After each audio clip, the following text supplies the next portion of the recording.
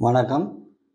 தற்பொழுது அ வளைகுடாவில் ஏற்பட்டிருக்கின்ற யுத்தம் காரணமாக, ஈரான் மற்றும் இஸ்ரேல் நாடுகளுக்கு இடையிலான யுத்தம் காரணமாக அ இலங்கையிலே எரிபொருள் தட்டுப்பாடு ஏற்படும் என்ற வகையிலே மக்கள் கடந்த 2-3 நாட்களாக பாரிய அளவில் எரிபொருள் நிரப்பு நிலையங்களுக்கு முன்னால் வரிசையிலே நின்று எரிபொருளை கொள்வனவு செய்வதை காணக்கூடியதாக இருக்கின்றது.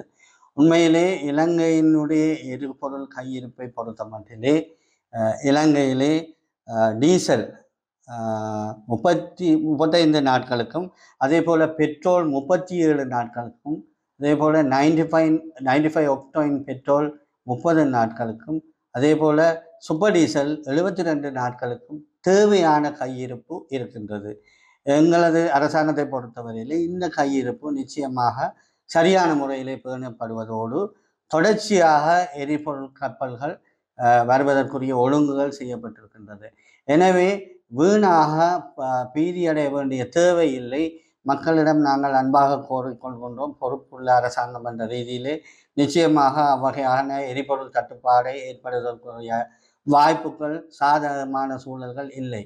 ஏனென்று சொன்னால் எங்களுடைய நாடு எரிபொருளை இந்தியா, சிங்கப்பூர் போன்ற நாடுகளின் இடம்தான் கொள்வனவு செய்கின்றன. அவ்வாறு கொள்வனவு செய்கின்ற பொழுது நிச்சயமாக அதை கொண்டு வருவதற்குரிய இடையூறுகளும் ஏற்பட போவதில்லை. எனவே மக்கள் இது தொடர்பாக விழிப்புணர்வுடன் இருக்க வேண்டும். அத்தோடு எரிபொருளை சேமித்து வைக்கின்ற செயற்பாட்டை மக்கள் தவிர்த்து கொள்ளுமாறு கேட்டுக்கொள்கின்றோம். ஏனென்று சொன்னால் இதனால் பாரிய அனர்த்தங்கள் நிகழ்வதற்கான வாய்ப்புகள் இருக்கின்றன. அது மட்டுமல்லாமல் எரிபொருளை சேமித்து வைப்பது, அதாவது கேன்களில், கொள்கலன்களிலே சேமித்து வைப்பது சட்டவிரோதமானது. எனவே தயவு செய்து அவ்வகையான நடவடிக்கைகளில் ஈடுபட வேண்டாம் என்று மக்களை கேட்டுக்கொள்வதோடு, நாங்கள் எரிபொருள் நிலைய உரிமையாளர்களுக்கு ஏற்கனவே அறிவித்தல்களை வழங்கியிருக்கின்றோம். கொள்கலன்களில் எரிபொருள்களை விற்பனை செய்ய வேண்டாம் என்ற வகையிலே, அந்த வகையிலே தயவு செய்து இவ்வகையான செயற்பாடுகளில் ஈடுபட வேண்டாம் என்று மக்களை கோரிக்கொள்கின்றோம். பீதி அடைய தேவையில்லை. தேவையான எரிபொருள் எங்களுடைய நாட்டின் கையிருப்பில் இருக்கின்றது. எனவே மக்கள் இதில் தங்களுடைய நேர காலங்களை வீண் விரயம் செய்ய வேண்டாம் என்று அன்பாக கேட்டுக்கொள்கின்றோம். அத்தோடு இப்போ இவ்வாறு இடம்பெற்றிருக்கின்ற இந்த அசாதாரண சூழ்நிலையானது விரைவில் சரியான சுமூக நிலையை அடைய வேண்டும் என்று நாங்கள் அனைவரும் பிரார்த்திக்கின்றோம். அத்தோடு வவுனியாவிலே வர இருக்கின்ற 11ஆம் தேதி கல்வி மற்றும் உயர்கல்வி பிரதி அமைச்சர் பாடசாலைகளையும் அதே போல உயர்கல்வி நிறுவனங்களையும் நேரடியாக விஜயம் செய்து பார்வையிட இருக்கின்றார்.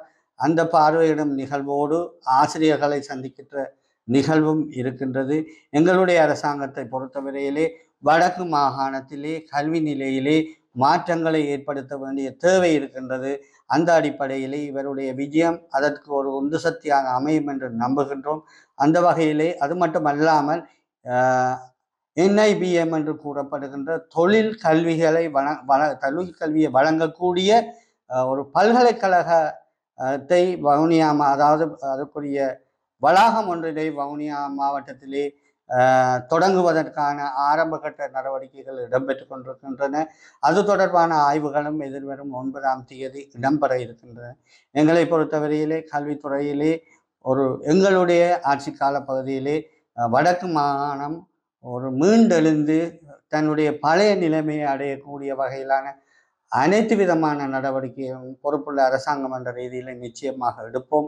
அது மட்டுமில்லாமல் வர இருக்கின்ற ஆசிரியர் போட்டி பரீட்சை, அதாவது ஆசிரியர்களை உள்வாங்குவதற்கான பட்டதாரிகளுக்கான போட்டி பரீட்சைகள் நடைபெற இருக்கின்றன. இதன் ஊடாக கணிசமான ஆசிரியர்களை வடக்கு மாகாணத்துக்கு உள்வாங்கி காணப்படுகின்ற பாரிய ஆசிரியர் பற்றாக்குறையை குறிப்பிட்ட அளவு நிவர்த்தி செய்வதோடு அந்தந்த மாவட்டங்களிலே பட்டதாரிகளை தெரிவு செய்வதற்குரிய புள்ளித்திட்ட அடிப்படையிலான செயற்பாடுகளும் அங்கு உட்படுத்தப்பட்டிருக்கின்றன. எனவே இவ்வாறான செயற்பாடுகள் மூலமாக கூடுதலான இடமாற்ற பிரச்சனைகளை தவிர்த்து அந்தந்த மாவட்டங்களிலே அந்த பட்டதாரிகளை நியமிக்கின்ற பட்சத்திலே இந்த இடமாற்ற பிரச்சனைகளை நாங்கள் குறைத்து கொள்ளக்கூடியதாக இருக்கும். எனவே எதிர்வரும் காலங்களிலே நிச்சயமாக கல்விப்புலத்திலே ஒரு பாரிய மாற்றத்தை நாங்கள் நிச்சயமாக நிகழ்த்துவதோடு ஆசிரியர் பற்றாக்குறை போன்ற விடயங்களிலும் சிறப்பாக கவனத்தை செலுத்தி இருக்கின்றோம். அது மட்டும் இல்லாமல் வடக்கு மாகாணத்திலே கிட்டத்தட்ட 51 பாடசாலைகளிலே கட்டிடங்கள், வகுப்பறை கட்டிடங்கள், மேலும் பல கட்டிடங்கள் குறையான நிலையிலே பல ஆண்டுகளாக பூர்த்தி செய்யப்படாமல் இருக்கின்றது.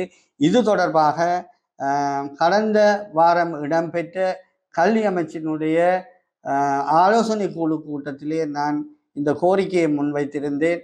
வருகின்ற 2027ஆம் ஆண்டு வரவு செலவு திட்டத்திலே கணிசமான நிதியினை ஒதுக்கி இந்த பாடசாலை கட்டிடங்களை முழுமையாக புனரமைப்பதற்குரிய ஒத்துழைப்பை அரசாங்கம் வழங்க வேண்டும் என்ற வகையிலே கல்வி அமைச்சரிடம் கோரிக்கை விடுத்திருந்தேன். அந்த விடயமும் சாதகமான சூழலில், அதாவது சாதகமாக பரிசீலிக்கப்படும் என்ற வகையிலே கல்வி அமைச்சர் தெரிவித்திருந்தார்.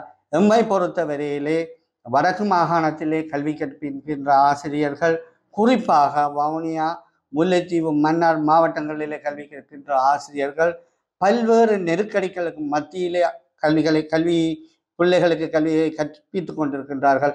அவர்களுடைய சேவையை நாங்கள் எப்பொழுதும் கௌரவிக்கின்றோம், தலைவணங்குகின்றோம். அவ்வகையானவர்களுக்கு சரியான வசதி வாய்ப்புகளையும் அவர்களுக்குரிய போக்குவரத்து போன்ற விடயங்களிலும் நாங்கள் அதிகூடிய கவனத்தை செலுத்தி இருக்கின்றோம். விசேடமாக வவுனியா, முல்லைத்தீவு, மன்னார் மாவட்டங்களிலே மாணவர்கள் பாடசாலைக்கு செல்வதற்கு இடர்படுகின்ற போக்குவரத்து தொடர்பான விடயங்களிலே நாங்கள் கடந்த 2 வாரங்களுக்கு முன்பாக இலங்கை போக்குவரத்து ஆணைக்குழு தலைவர் தலைமையிலே 3 மாவட்டங்களிலும் நாங்கள் கூட்டங்களை நடத்தியிருந்தோம். இதன் போது சிசுசரிய சேவை வடக்கு மாகாணத்துக்கு சரியான முறையில் கிடைக்க வேண்டும் என்ற வகையிலே நாங்கள் அங்கு வேண்டுகோள்களை விடுத்து அதற்கான ஆரம்பகட்ட நடவடிக்கைகளை நாங்கள் எடுத்துக்கொண்டிருக்கின்றோம்.